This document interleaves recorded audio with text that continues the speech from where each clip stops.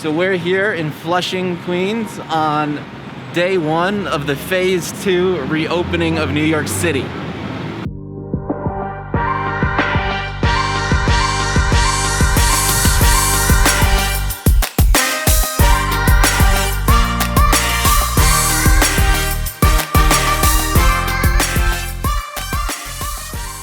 Robbie from NYVT. We're here to do a virtual tour. We're here to revamp all of the listings. This is the first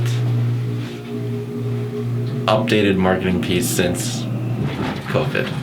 Like maybe you could do one of the bathrooms. They're really nice. Yeah.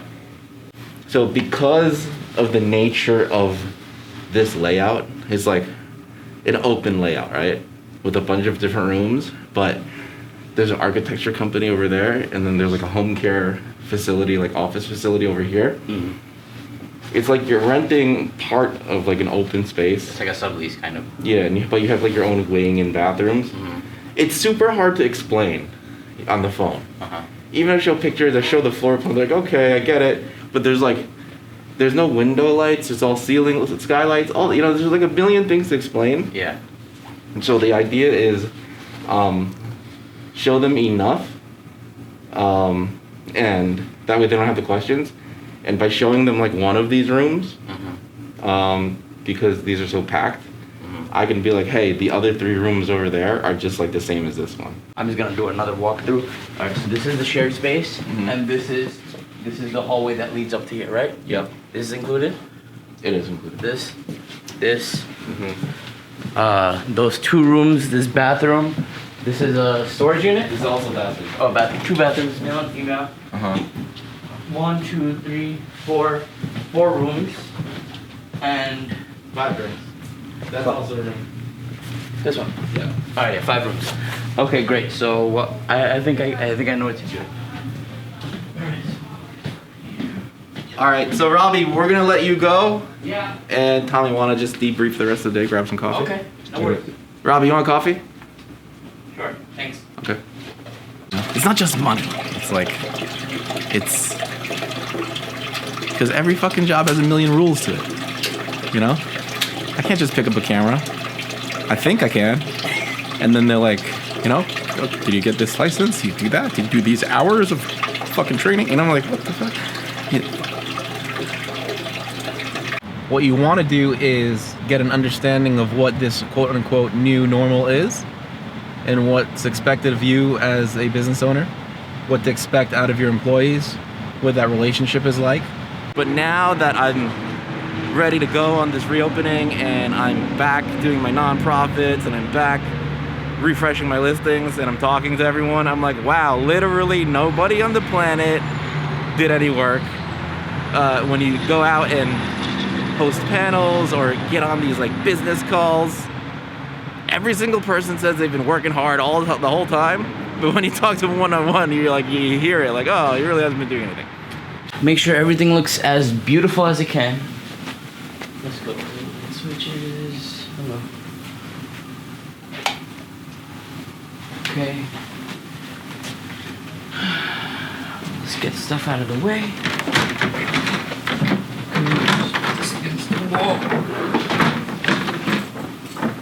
All right, step 1 of the hustle was just to get out here, right? I gotta call people, I gotta schedule things, I got new listings. It's refreshing all of the listings and getting my office operations back up to a point where we can conduct business smoothly. All right, so I came into the office last week, preparing to start the business back up. The drinks were still cold, but my internet was out. If you follow me this way, you will see that my coffee machine is broken. My beautiful Project Queen's grand opening gift plant has dried out. I'm sorry. I'm gonna revive it. There was a ton of mail just stacked up to the top of here. And I had a bunch of water jugs waiting outside. I have the water jug people saying that they're gonna cancel my account because I gotta pay my bills.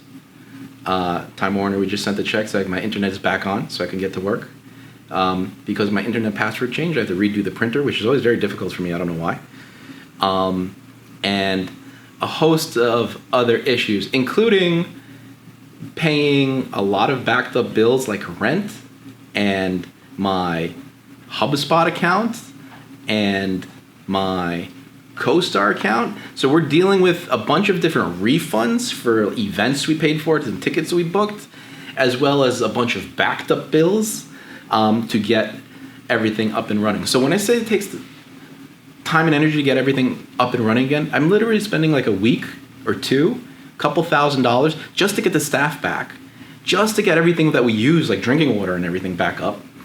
And then we can start doing business again.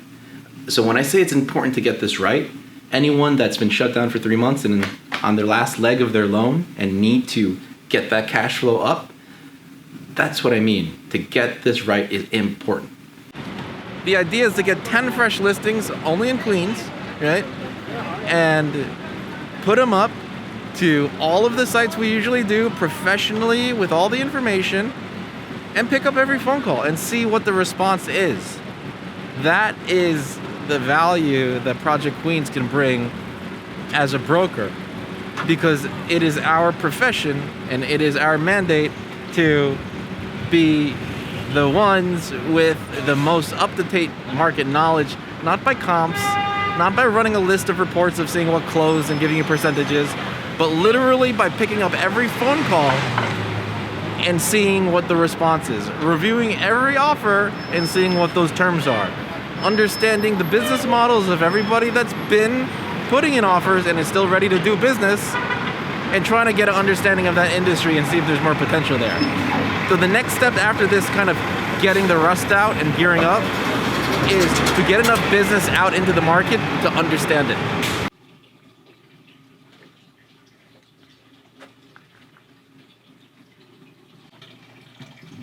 That's you, Tommy?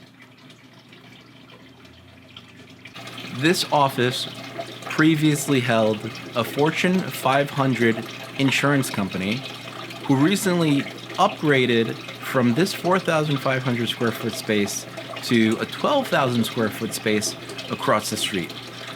Downtown Flushing is home of some of the nation's top producing offices for all major financial institutions. This unit right here is 4,500 square feet.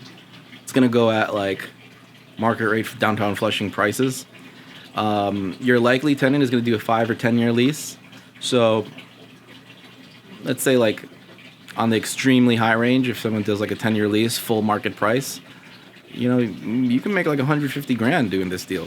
You know, it's the size of like a 3-bedroom apartment, and it seems like you should only make a couple of grand, but I'm gonna say for some reason here, for this video's purpose sake, but like I know intricately why we get paid what we get paid, but for some reason we get paid that much money.